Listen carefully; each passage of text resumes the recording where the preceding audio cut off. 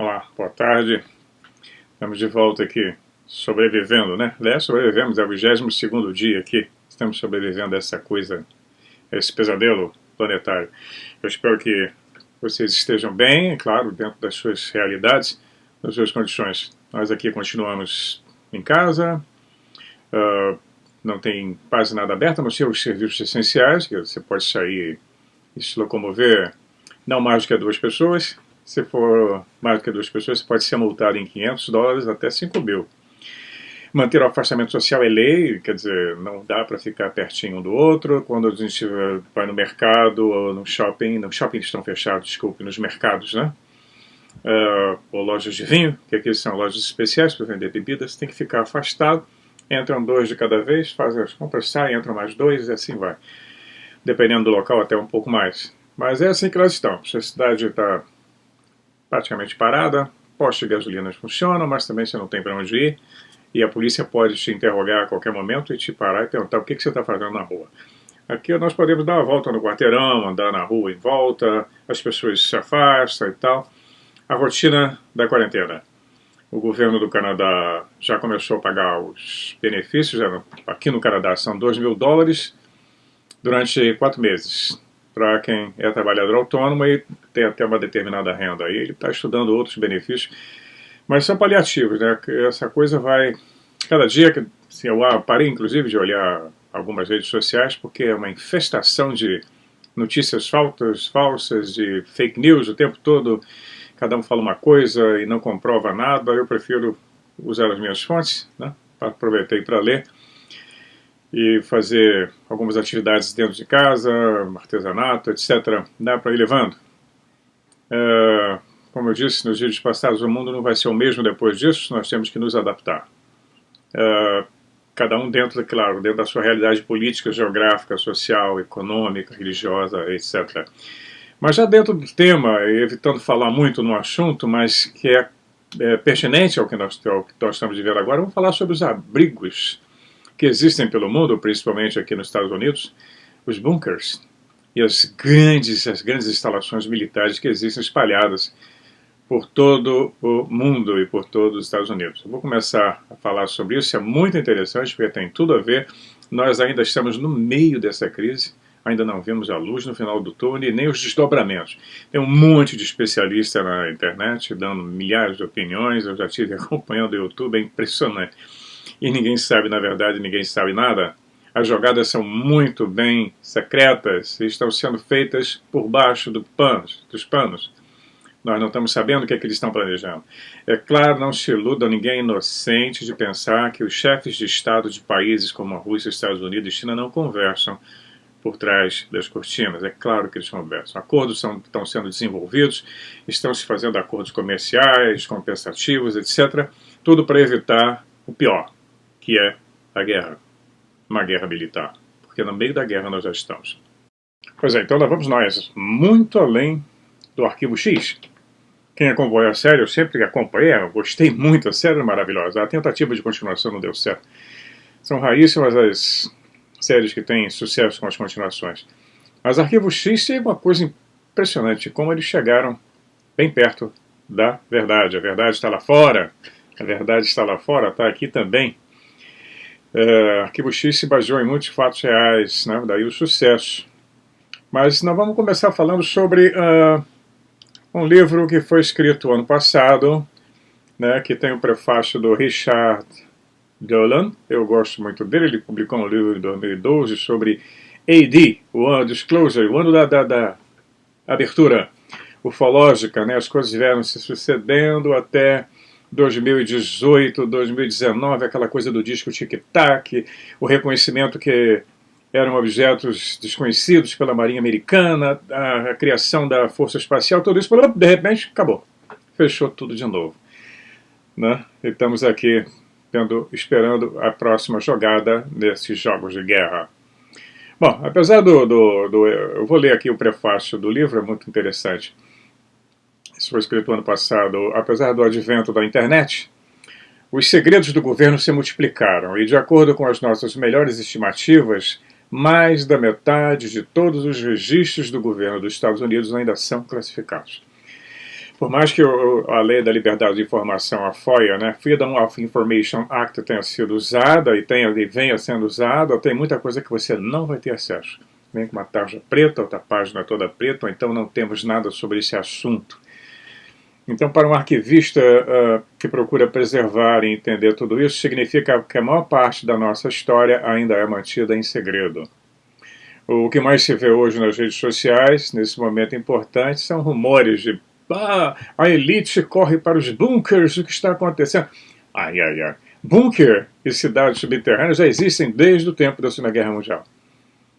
E são centenas, uma só não. Né? Rumores de bases secretas, se tem sistemas de túneis, etc. E vem de uma série de fontes, tem uma série de entendidos aí no assunto. Então, confirmar boatos ou fontes no momento tem sido difícil, mas algumas a gente consegue fazer aquele cruzamento de informações e consegue saber, e tem umas que são oficialmente conhecidas, né? Vamos falar sobre elas no decorrer do vídeo. Então, tem um pesquisador que se prontificou a investigar esse assunto e os registros governamentais. Ele passou uma boa parte da vida dele fazendo isso. Ele entrevistou profissionais da indústria de construção, porque tem que ter trabalhadores, operários, máquinas, né? Na construção civil e militar. Ele viajou pelo país todo para conduzir as investigações pessoais. O nome dele é Richard Sauder. Ele é um PhD, né? Quer dizer, um acadêmico com formação superior, doutor. É uma das pessoas mais incríveis que o Richard Dolan disse que conheceu no mundo das informações classificadas e compartimentadas.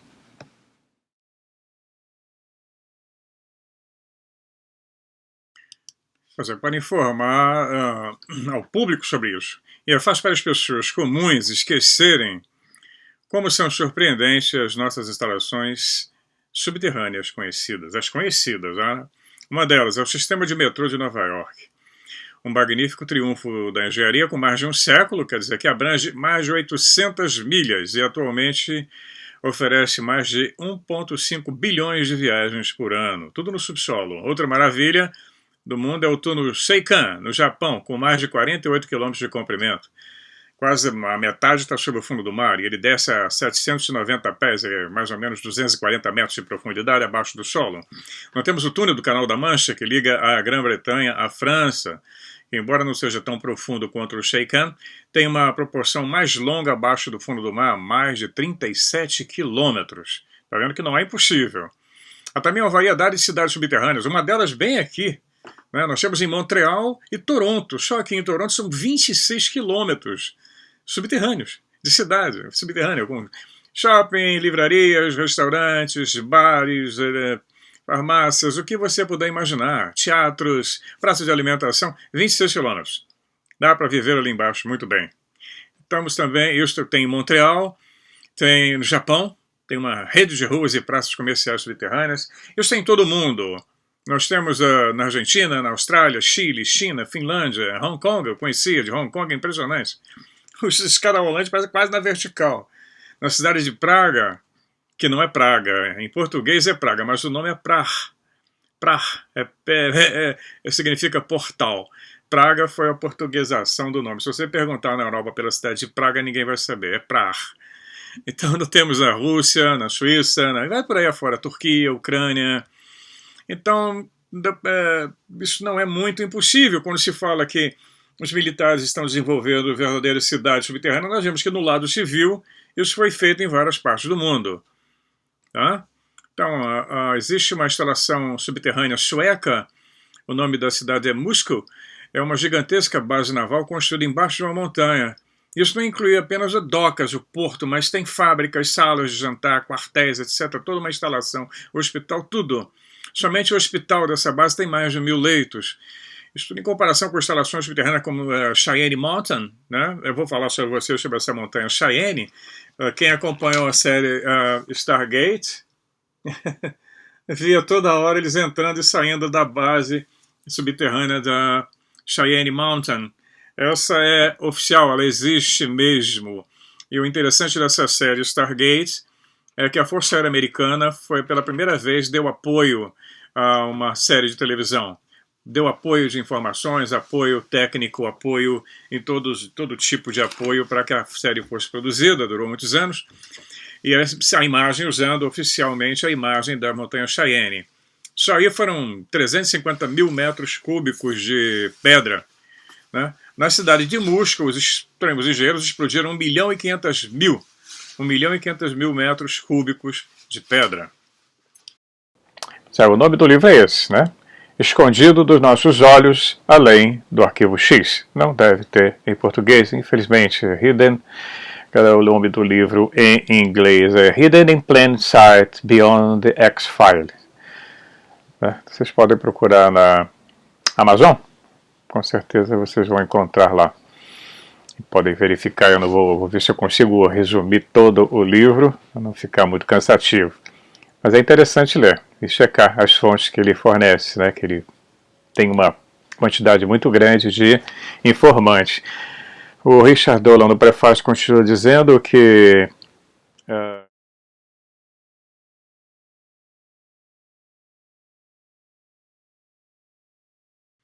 pois é, 1 milhão e 500 mil metros cúbicos, né?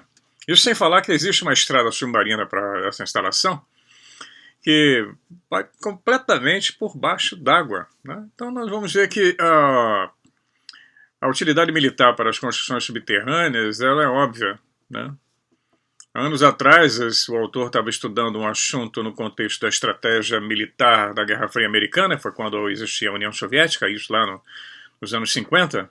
Então, motivado pelo medo de mísseis soviéticos atingirem instalações e cidades americanas, os planejadores militares reconheceram o valor das instalações seguras no subsolo.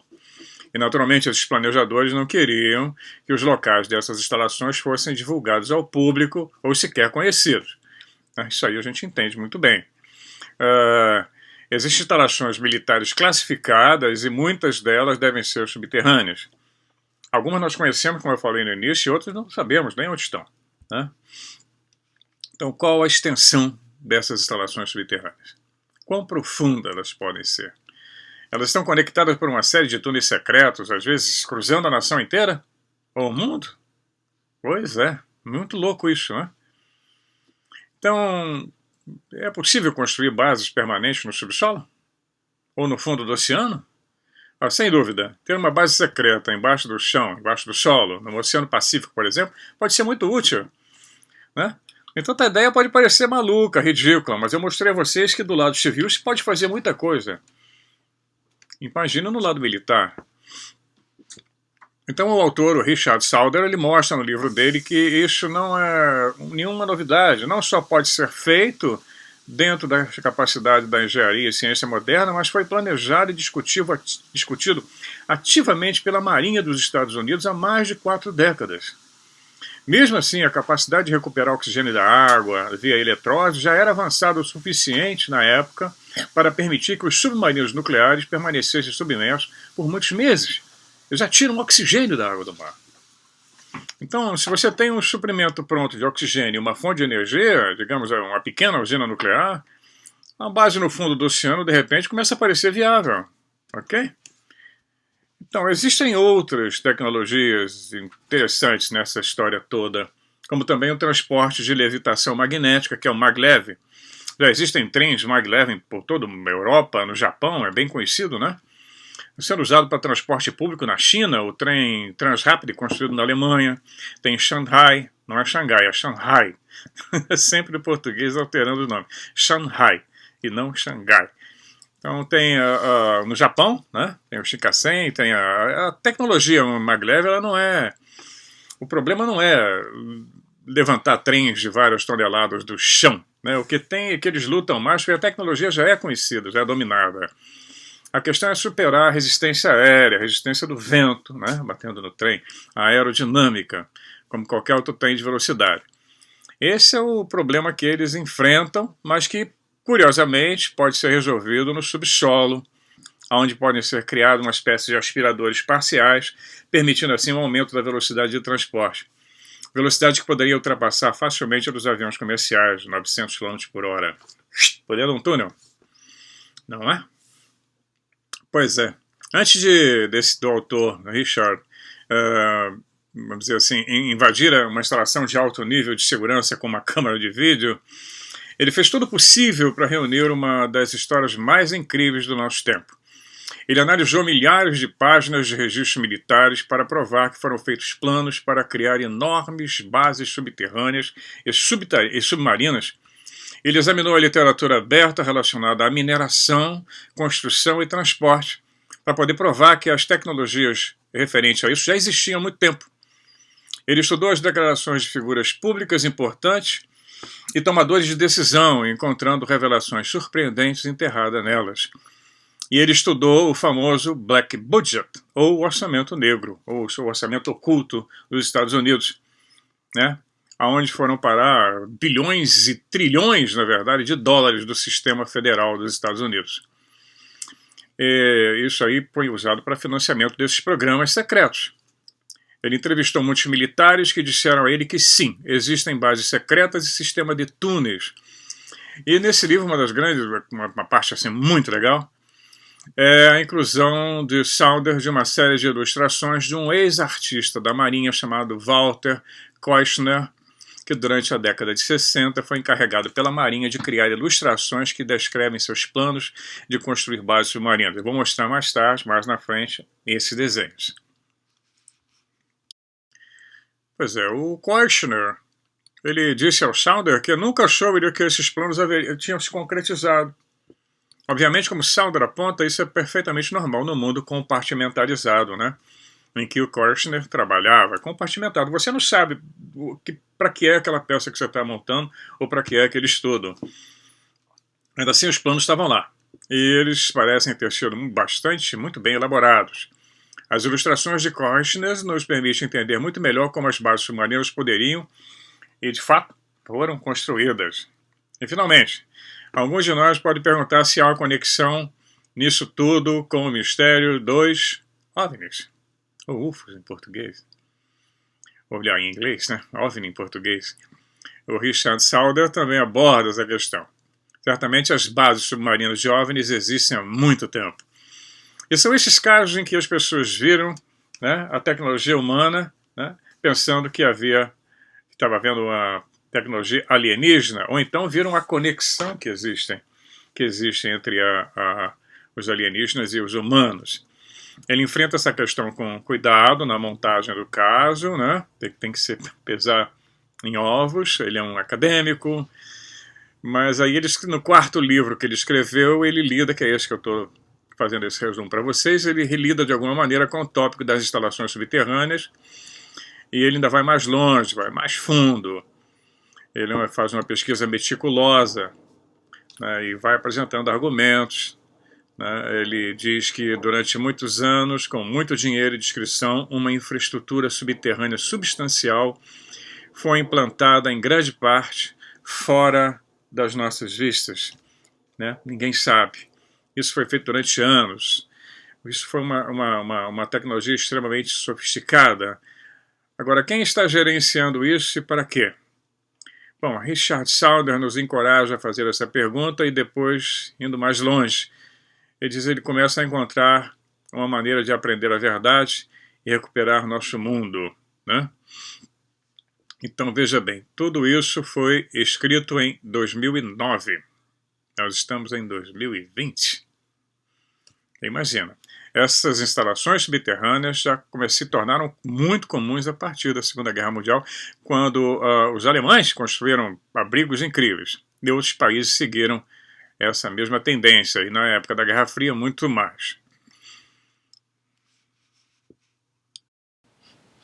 Pois é, até que ponto os engenheiros nazistas e as bases militares secretas dos Estados Unidos, e esses transportadores, elevadores das profundezas subterrâneas e submarinas são reais? Bom, nos estágios preliminares da pesquisa do Sauder, no início dos anos 90, ele não tinha ideia de quão profundamente abaixo da superfície as bases subterrâneas poderiam chegar. Eu estou mostrando aí para vocês a foto da minha esposa, Magdalena Eveline, na porta de uma dessas minas. Ela foi até o fundo. Essa mina fica na cidade de Timmins, aqui no Canadá, na província de Ontário. É um dos pontos mais profundos, se não o mais profundo ponto, mina profunda do mundo. Ela tem 3 quilômetros. 2 km 890, agora tem um upgrade, chega a quase 3 km de profundidade. Para vocês terem uma ideia da dimensão, como é profunda essa mina, o Pão de Açúcar no Rio de Janeiro tem 395 metros. Nós estamos falando em 3 quilômetros para debaixo da terra. Claro que é muito quente, existe um sistema de refrigeração, evidente. A mina está funcional até hoje. Tem outras na África do Sul também. Então, isso são as instalações civis. As instalações militares são muito mais sofisticadas. Como eu falei anteriormente, você tem um sistema de produção de água e produção de refrigeração, acabou, não tem problema nenhum. Né? Então, ele conta aos Saunders que ele tinha, por acaso, ele escutou uma conversa sobre um homem que ele não conhecia na época, sobre um assunto que não tinha nada a ver com as bases subterrâneas. Nessa pesquisa, né? Durante a conversa, ele inesperadamente fez um comentário imediato que me fez pensar que ele sabia algo sobre instalações subterrâneas secretas. Pois é, alguns dias depois ele telefonou e perguntou se poderia ir ao escritório dessa pessoa para falar com ele. Ele consentiu em dar uma entrevista, e ele foi lá e fez algumas perguntas, inclusive sobre o local específico onde ele acreditava que havia uma base subterrânea secreta. E ele verificou que havia uma base lá e disse que era que tinha 1 milha de profundidade. 1 milha são 1.852 metros, são quase 2 quilômetros. Naquela época isso me parecia improvável, agora eu entendo, né, que isso está bem dentro do comum das escavações civis subterrâneas, das indústrias de construção, né, que podem construir perfeitamente uma instalação completa a 2 quilômetros de profundidade. E de fato as instalações poderiam ser ainda mais profundas, né, do que isso. Outras informações que me foram fornecidas levantaram instalações tão profundas quanto 20 a 22 quilômetros. Incrível, né? Até eu fico espantado. Bom, ele fala, francamente, eu não sei quais são os limites tecnológicos no domínio do super secreto e dos orçamentos negros, né? Dos black budgets e dos programas compartimentados. Mas ele pode fazer algumas deduções razoavelmente bem educadas com base no que me disseram e nas informações coletadas e na literatura aberta sobre engenharia industrial e sobre engenharia de minas e de escavações. No mínimo, ele chegou à conclusão que as investigações sugeriam que a profundidade de até 5 quilômetros eram possíveis. Mas essa conclusão se baseava numa leitura cuidadosa da literatura científica, não escondida, não secreta, sobre mineração e engenharia civil aberta. Então ele considerou que profundidades muito maiores do que isso poderiam ser atingidas. Embora o Sauder continua falando no livro dele, eu não conheça as limitações da tecnologia no reino clandestino, com base em tudo que eu vi ao longo dos anos, ela deve superar os limites encontrados na literatura técnica aberta, aquilo que a gente pode ler nas revistas técnicas. Ele pode ser com melhorias classificadas na ciência dos materiais e na engenharia de mineração, essas bases possam estar localizadas muitos quilômetros abaixo da superfície da Terra ou no fundo do mar. Ele continua, sinceramente eu suponho que agora nós estamos lidando com uma realidade semelhante à ficção científica que foi afastada do conhecimento público. Pois bem, o Sauder continua, ele diz, está claro para mim que existem estruturas de poder neste planeta que não se relacionam estreitamente e que ainda permanecem separadas. As agências de segurança não conversam entre si em determinados assuntos. Eles estão separados, inclusive, do estabelecimento oficial, do poder de qualquer nação. Isso corre lá por baixo, é o tal governo oculto. Isso tem sido apresentado publicamente na grande mídia. Ele continua, a soma total de todos os muitos anos de leitura e pesquisa que fiz, juntamente com as inúmeras conversas que eu tive com uma seleção extremamente levanta a questão de saber se algumas estruturas e agências de controle para esse planeta, veja bem, podem se estender para fora do planeta Terra. Bom, mas mesmo que não seja esse o caso, ele continua. Certamente nós estamos lidando com pelo menos trilhões e trilhões de dólares em dinheiro, tecnologia muito avançada e uma incrível infraestrutura de sigilo, milhares e milhares de pessoas que sabem, mas dizem pouco ou nada sobre o que sabem, né? compartimentado. Quando se foi fabricar a bomba atômica nos Estados Unidos, um projeto que envolveu mais de 100 mil pessoas, você fabricava um tubo, mas não sabia para que era aquele tubo. Um condensador, mas não tinha a menor ideia para que era. E pouquíssimas pessoas sabiam o processo final. Então, assim que eles agem, conhecimento compartimentado. Então, tudo isso gira em torno de projetos de enorme alcance e complexidade, realizados durante um longo período de tempo, sobre os quais existe quase zero conhecimento público. Não se sabe ainda quantas bases secretas existem. Evidente que ninguém sabe. Se eu fosse falar que eu seria preso, mas elas certamente existem. Não há dúvida quanto a isso. Em 1987, Lloyd A. Duchamp, então ele era vice-presidente, vice-diretor de Engenharia e Construção do Corpo de Engenheiros do Exército dos Estados Unidos. Ele realizou uma palestra e uma conferência de engenharia intitulada Instalações Subterrâneas, Instalações para a Defesa, Experiência e Lições. No primeiro parágrafo da sua palestra, ele afirmou o seguinte: após a Segunda Guerra Mundial, fatores políticos e econômicos mudaram o cenário da construção subterrânea e causaram um interesse renovado sobre como pensar o subsolo. E como resultado desse interesse, o Corpo de Engenheiros do Exército se envolveu no projeto e na construção de alguns projetos militares muito complexos e interessantes. Um pouco mais adiante ele disse: embora o programa da conferência indique o tópico como instalações subterrâneas para defesa, experiências e lições, eu devo me afastar um pouco porque várias das instalações mais interessantes que foram projetadas e construídas pelo Corpo do Exército são classificadas, secretas. Posteriormente, Duchamp iniciou uma discussão sobre o envolvimento do corpo na década de 1960 na construção da grande e elaborada base da NORAD, famosa, que aqui no Canadá, no Natal, eles acompanham, claro, numa fantasia, né, todo o trajeto do trenó do Papai Noel com suas renas atravessando o Canadá, é acompanhado pela NORAD. A NORAD significa North American Aerospace Defense Command, quer dizer, Comando de Defesa do Espaço da América do Norte, que inclui o Canadá, Alasca, né? Nós temos fronteira lá com o Alasca, pertinho da Rússia, até então, nessa época, União Soviética. A NORAD continua trabalhando até hoje, eu estou mostrando aí o símbolo para vocês. Elas são irmãs, junto com a Real Força Aérea Canadense. Trabalham com o sistema de vigilância e defesa de toda essa região. Por qualquer problema político que haja entre o governo canadense e o governo americano, não tem nada a ver com esse sistema de defesa que ultrapassa a essas questões políticas que às vezes o Trump e o Trudeau ficam se estranhando. Mas não tem nada a ver, corre por fora. Então nós vamos ver. A base da NORAD está enterrada nas profundezas das montanhas Cheyenne, que é aquela que eu mostrei no início, que é a base onde se passa o filme, a série Stargate, que eu sou apaixonado. Stargate teve muito patrocínio da Força Aérea Americana. Ela está dando assim essas dicasinhas, né? Pontuais, coisinhas interessantes. Vou somando os pontos, nós vamos ver que tem muita coisa interessante. Então ele continua dizendo: como afirmaram anteriormente, existem outros projetos de escopo semelhante que eu não consigo identificar, mas incluem várias câmaras de até 50 pés de largura, 150 metros, né? E 100 pés de altura, 300 metros, 30 metros, desculpa.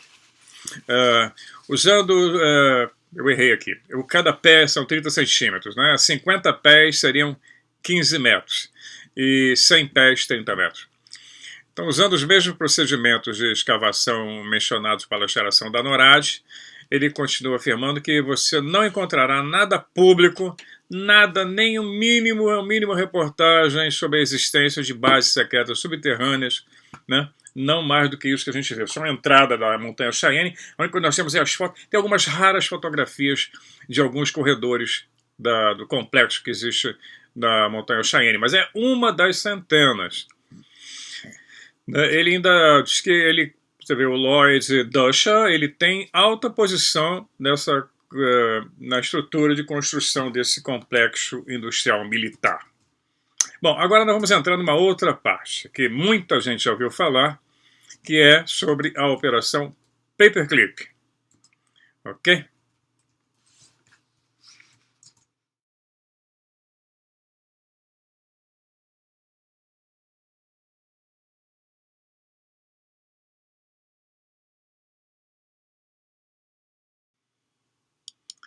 Pois é, Operação Paperclip, né? Todo mundo já ouviu falar, tem várias lives sobre o assunto, filmes. Eu sigo muito a jornalista investigativa chamada Annie Jacobsen. Ela publicou o livro Operação Paperclip, o mais completo trabalho sobre toda essa operação. Ela vai fundo na pesquisa, inclusive ela descobriu alguns ex-nazistas que estavam morando nos Estados Unidos, que foram expulsos depois dos Estados Unidos, quando descobertos. Alguns já haviam falecido. E ela põe a clara toda essa operação, que foi secreta na época, né? Que envolveu nada mais, nada menos, segundo alguns números oficiais, 15 mil nazistas, que depois foram infiltrados em vários departamentos do governo americano, a fundação da NASA, foram para a NSA, National Security Agency, para o FBI, para a CIA, etc, etc, etc. Isso dá outra live, Operação Paperclip, eu vou fazer para vocês. Annie Jacobsen tem também um livro fantástico sobre a Área 51, né? Ela fala, o livro é Sem Censura, a história da mais secreta base militar americana. É fantástico isso. Premiadíssima, é uma pessoa muito séria, ela não é ufóloga, nem conspiranoica. Mas vamos lá, conexão nazista. Operação Paperclip. Faltou o fundo musical, né? Pois é. E não é acidental o aumento do interesse do Corpo de Engenheiros do Exército dos Estados Unidos em bases subterrâneas e construções no período pós-Segunda Guerra Mundial. Nos estágios finais da Segunda Guerra Mundial, os militares dos Estados Unidos invadiram o Terceiro Reich, a Alemanha, e confiscaram um tesouro de tecnologia nazista. Impressionante o que eles trouxeram para os Estados Unidos. Os russos também fizeram a mesma coisa. Os russos chegaram primeiro em Berlim. Os Estados Unidos levaram a instalações de engenharia, laboratórios de pesquisas, né? As Forças Armadas Americanas também aprenderam e detiveram um grande número de cientistas, engenheiros e técnicos nazistas, muitos dos quais foram trazidos para os Estados Unidos sob os auspícios do infame projeto Paperclip, clipe de papel. E eles foram integrados à indústria americana, como eu falei ainda agora, institutos de pesquisa, das Forças Armadas, agências oficiais, né? O mais famoso desses cientistas era Werner von Braun, que era o diretor-chefe de Peenemünde, o lugar lá na cidade da Alemanha de Peenemünde, onde eram fabricados as bombas V1 e V2, os mísseis, que causaram milhares de mortes na Europa, na Holanda, na Inglaterra e na França. Ele era o diretor-chefe desse projeto, se entregou aos americanos, foi incorporado ao Departamento de Pesquisa americano, um dos fundadores da NASA.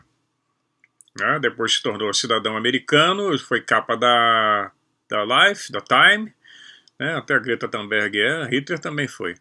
Então eles foram colocados para trabalhar, então, na época, na construção de foguetes e mísseis para os militares, né? Então o estabelecimento, o conhecimento desses cientistas, né, deixaram os americanos impressionados com a tecnologia nazista da V2 e com as bombas Buzz, que as bombas V1, que ela era um pulso jet. Mas isso nós vamos falar depois, isso é outro assunto, quando eu falar sobre a Operação Paperclip e o início da corrida espacial americana, né? Então, no final da guerra, eles continuaram lá e avançaram as pesquisas, né? Todas aquelas pesquisas que eles vinham fazendo no Terceiro Reich de Hitler, eles continuaram a desenvolver no território americano. O programa espacial tripulado, a tecnologia de satélites, sondas espaciais, mísseis nucleares intercontinentais, mísseis de cruzeiros, tudo isso é fruto do trabalho, né, dessa equipe de cientistas que foi trazida para os Estados Unidos, assim como os russos também pegaram uma boa parte. O melhor da história é que eles preferiam se entregar aos americanos, porque eles sabiam que, se entregando aos soviéticos, a conversa era bem outra, eles não iam ter a boa vida que eles tiveram nos Estados Unidos, onde eles foram reconhecidos como cidadãos. Já entravam com o Blue Green, não sei como na época, com visto de residente permanente. Já entravam como residentes, né? E depois se transformaram em cidadãos. Uma coisa incrível, essa história é impressionante. Uau! Mas tem um aspecto da Operação Paperclip que não rendeu muita publicidade, e esse aspecto tinha a ver com as instalações subterrâneas que os militares americanos descobriram quando entraram nos remanescentes do Terceiro Reich. Lá nos estágios finais da guerra, né, na Europa, o Sauder diz que ele tem nos arquivos memorandos desclassificados, que já foram abertos ao público, Hoje qualquer um pode pesquisar isso, não precisa ser autorização especial, está aberta a pesquisa em cima da Operação Paperclip, porque já tem mais de 70 anos que isso aconteceu. Tem 4 homens, ele cita, que eram especialistas em construção subterrânea, um dos quais é Xavier Dorsch, né? Ele conheceu alguns, mas ele diz que Xavier Dorsch foi o diretor da chamada Todt Organization, que no final da Segunda Guerra Mundial era liderada por Fritz Todt, daí o nome da organização Todt, né? Ele foi projetista e criador do conhecido Sistema Alemão de Rodovias e Ferrovias, né? A organização de Todt desempenhou uma função algo análoga no Terceiro Reich, parecida com o do Corpo de Engenheiros do Exército dos Estados Unidos, né? Ele disse que era uma agência de engenharia civil que apoiava as operações das Forças Armadas alemãs. Embora, ao contrário do Corpo de Engenheiros do Exército americano ou da Marinha, a organização Todt não era parte formal do Exército, não fazia parte da estrutura militar alemã, era um centro de pesquisas dirigido por civis, mas desempenhou um papel crucial no esforço de guerra e construiu muitas das instalações para serem usadas pelos militares e pela indústria alemã. Algumas das estruturas subterrâneas que ele construiu eram impressionantes, grandes e sofisticadas. Quem quiser pesquisar tem fotos incríveis, né? Em 1942 ele morreu num acidente de avião e no final da guerra o controle da agência passou para Xavier Dorsch. E nos estágios finais da guerra, Hitler incumbiu especificamente o Dorsch de desenvolver uma série de enormes instalações de fabricação industrial subterrânea. É gigantesca, tem até hoje na Alemanha, quem quiser tem lá algumas abertas para visitação turística. Coisa impressionante. Nem os bombardeiros conseguiram destruir esses bunkers. Alguns foram soterrados porque não dava para quebrar. Tem instalações de submarinos, o que você pode imaginar. Era impressionante, né? E ficava ao alcance das bombas. O jeito que a Alemanha foi bombardeada no final da guerra era uma coisa impressionante. E os bunkers conseguiram resistir, né? Muito do que os aliados encontraram depois da guerra na Alemanha ainda é classificado. Até hoje, algumas informações estão classificadas. E isso inclui a extensão total das instalações subterrâneas construídas por essa organização Todt. O Xavier Dorsch foi feito prisioneiro pelos americanos no dia 7 de maio de 1945, já no final da guerra, e o autor, o Sauder, tem os documentos que foram liberados, onde ele descreve toda o que foi envolvido na construção dessas gigantescas instalações subterrâneas que existem até hoje, ok? Bom, eu vou encerrar esse por aqui, nós vamos continuar na segunda parte. Essa foi a primeira parte. Na segunda parte nós vamos continuar a falar sobre essas incríveis instalações subterrâneas que existem por todo o mundo. Tá? É muito além da Matrix, muito além do Arquivo X. Até já.